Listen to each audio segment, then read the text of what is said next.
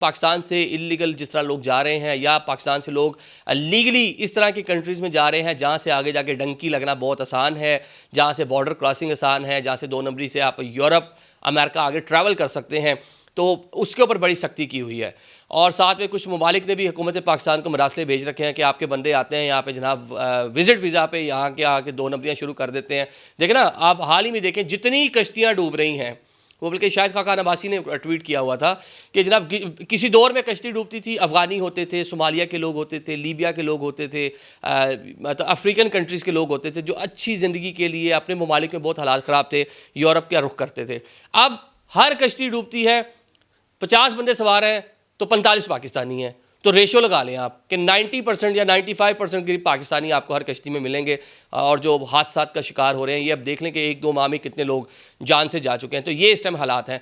तो FIA ने जो एयरपोर्ट्स हैं वहाँ पे बड़ी ही ज़्यादा सख्ती कर दी है। कराची एयरपोर्ट से 48 आवर्स में 60 पैसेंजर्स जो दुनिया की मुख्तलिफ कंट्रीज़ में जा रहे थे उनको ऑफलोड किया गया। क्यों ऑफलोड किया है?